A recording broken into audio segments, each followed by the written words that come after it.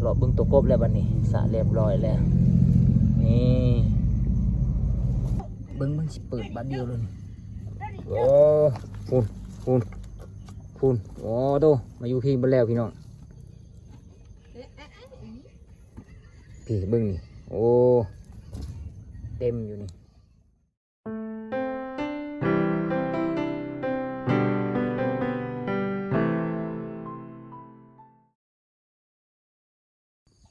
เอากราบทักทายสบายดีพ่อแม่พี่น้องเนาะมื้อนี้ก็ยินดีต้อนรับเข้าสู่ซ่องบอคอนชนบทคือเก่าพี่น้องมื้อนี้บอคอนสิพาพ่อแม่พี่น้องมาเบิ่งกบบอคอนเนาะแล้วก็บอคอนสิเปลี่ยนนำให้มันเลยเนาะเพราะว่า2 อาทิตย์แล้วบ่ได้เปลี่ยนนำเนาะ2 อาทิตย์แล้วพี่น้องเอ้ย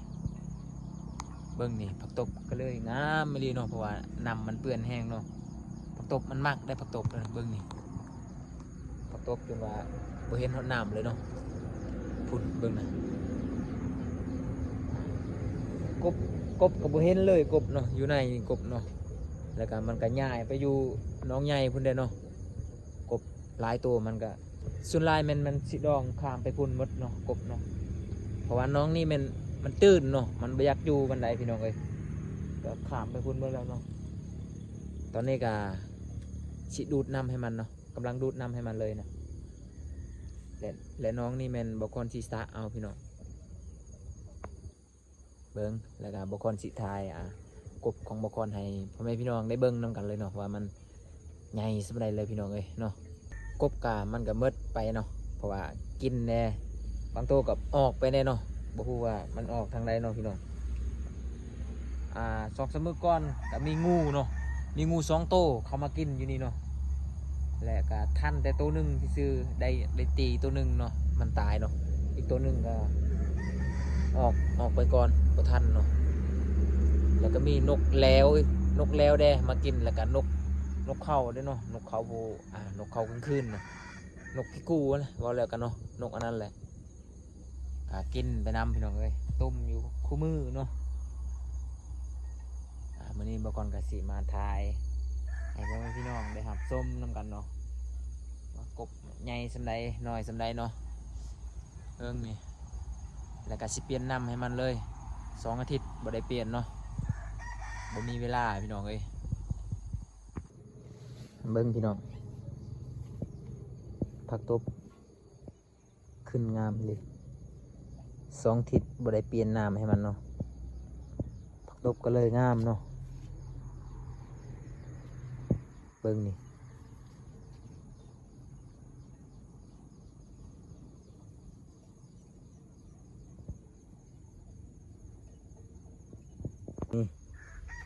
โอ้งามเลยผักตบนี่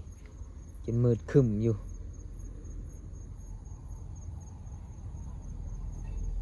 นี่กบมาอยู่น้องนี้หมดแล้วเนาะหลายโตแล้วมันมาอยู่น้องนี้เบิ่งนะทุนอยู่เทิงเลยตอนนี้กำลังดูดน้ำให้มันอยู่เนาะดูดเอาแบบนี้พี่น้องเอ้ยนี่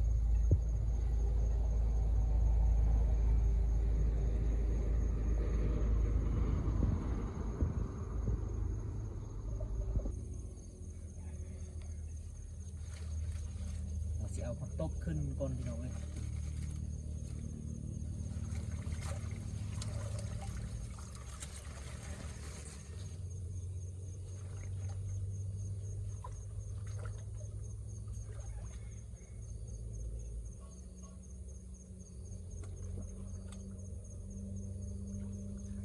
ใกล้แน่เว้ย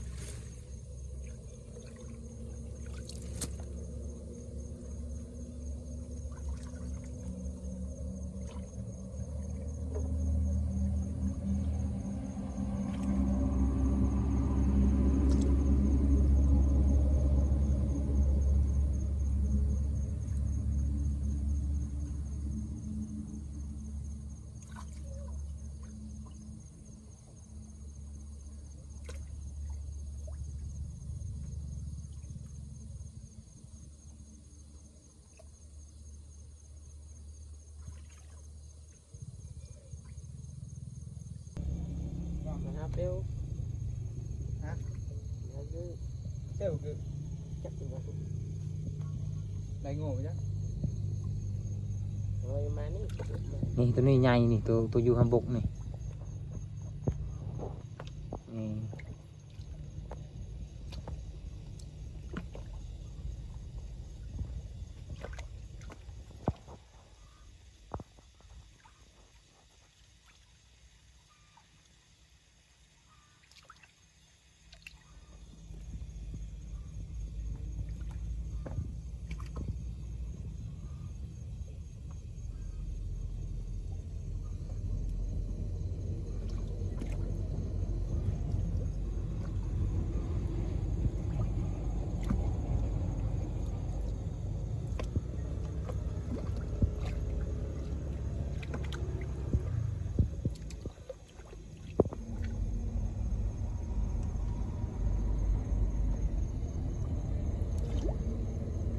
ยังหลายตัวอยู่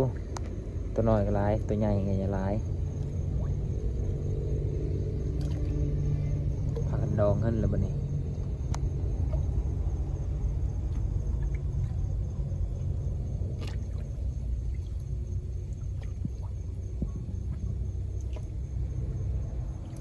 น้ำก็เริ่มแห้งแล้ว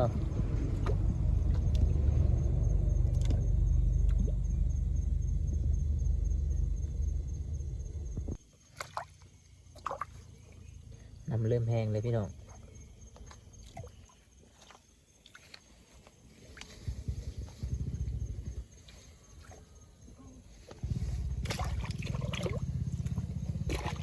เบิ่ง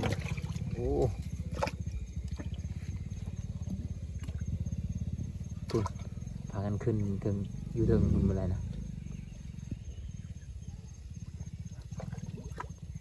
เบิ่งบ่คอนสิจอบเบิ่งบนนำเลยเพราะว่ากบมันมักจะบังทอพี่น้องเลยนำเลยบ่ไหลเนาะทำกบบังทอเนาะนี่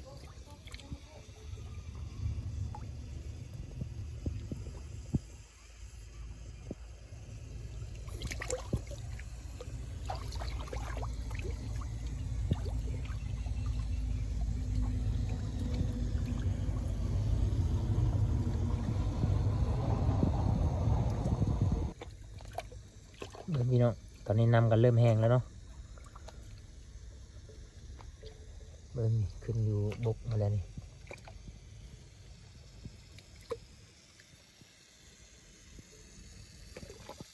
ใหญ่แล้วพี่น้องเอ้ย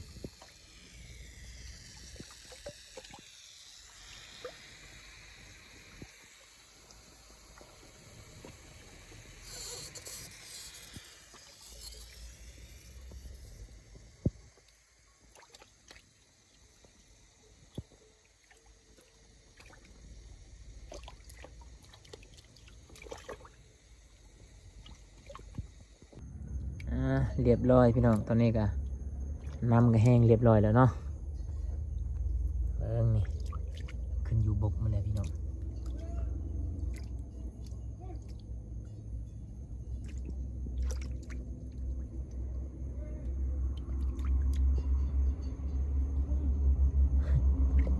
สุกแดงหา6 มื้อแล้วบ่ได้กินหัวอาหารพี่น้องเพราะว่าบ่พรบ่มีเงินซื้อหัวอาหารให้พี่น้องเลยเริ่มจอยแล้วเนาะกระโตกนี่ตัวนี้ใหญ่แต่จอยพี่น้องบ่กินหัวอาหารเลย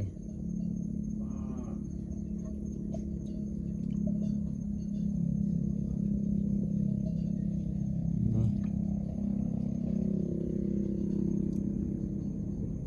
ตัวนี้แหละใหญ่นี่นี่เห็นบอกโอ้นี่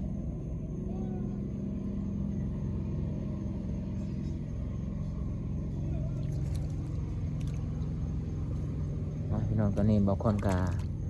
สิกวาดขี้มันของมันเนาะ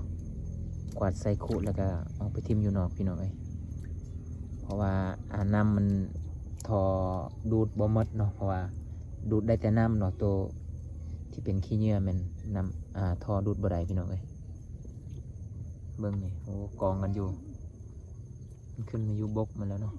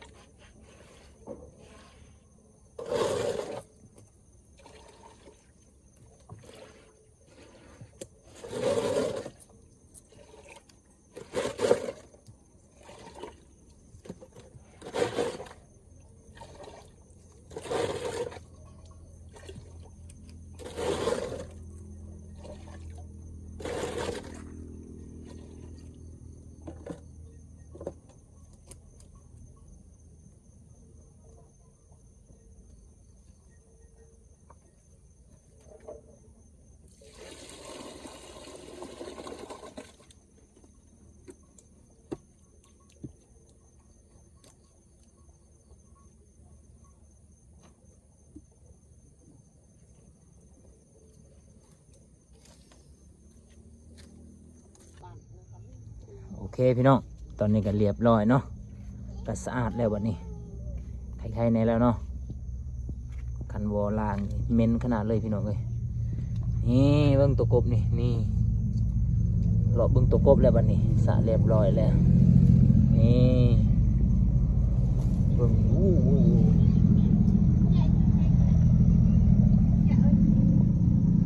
พี่เห็นป่ะโอ้เอ้าโดดลงสิคุเลย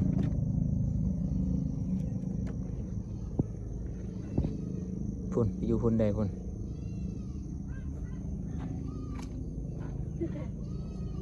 นี่เบิ่งนี่บนพุ่มไม้นี่เต็ม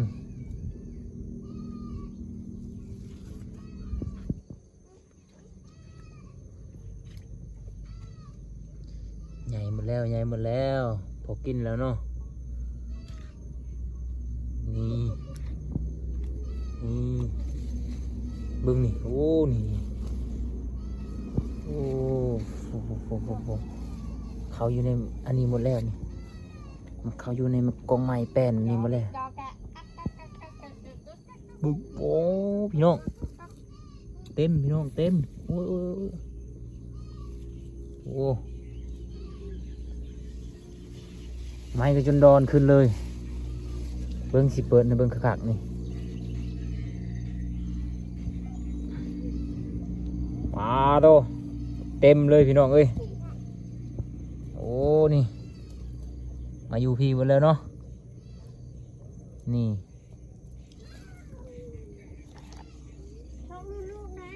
ไอเทียวเขาเปิดให้แน่ไอเทียวเปิดไม้แป้นให้แน่เบิ้งนี่แต่ตัวยังไงเขามาอยู่พี่เนาะเบิ้งคุณมันปีนขึ้นแบบนั้นแหละแต่ว่าเอาอาสายมัดไว้เลยพี่น้องถ้าบ่มัดไว้นี่เซ็ตมันแน่ๆเลยนี่ขึ้นได้นี่เลยมันอิงไม่ขึ้นเนาะอิงลักขึ้นได้นี่เบิ้งสิเปิดบาดเดียวเลยนี่โอ้พูนโอ้โตมาอยู่พี่บนแล้วพี่น้องพี่เบิ้งนี่โอ้เต็มอยู่นี่เฮ้ยเบิ้งพี่น้องพูดเห็นบ่ชุมพอมันบ่เห็นอยู่น้องมาพี่มาแล้วบกวนมันแล้วบัดนี้โอ้ขึ้นกุกไม้เลยนี่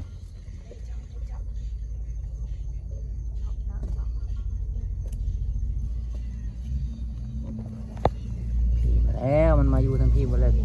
เต็มพี่น้อง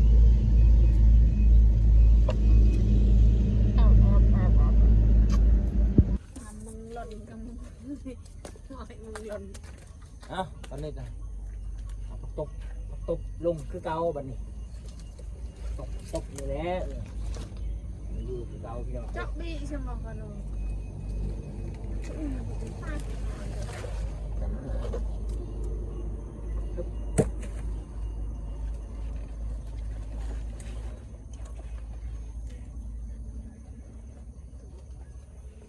มา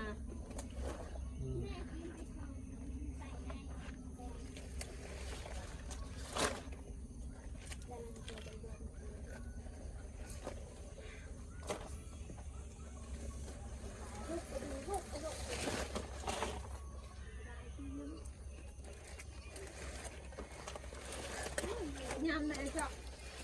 ăn như thằng nào chỗ như thằng gì có fan thì đâu chọn đi ครบมั้งอะไรไม่กล้าบ่ cầm này thì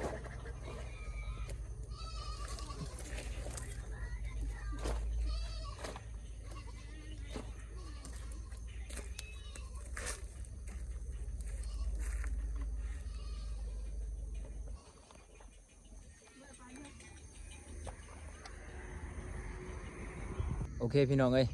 ตอนนี้บาคอนกาได้สะนำออกเป็นที่เรียบร้อยแล้วเนาะตอนนี้บาคอนกาสิเป็นนำเข่าอีกเนาะสำหรับคลิปนี้บาคอนกาสิขอจบเพียงเท่านี้ก่อนพี่น้องเอ้ยเพราะว่ามันก็ยาวเติบแล้วเนาะเวลาเนาะโอเคฝากกดไลค์กดแชร์พี่น้อง เจอกันคลิปต่อไปพี่น้อง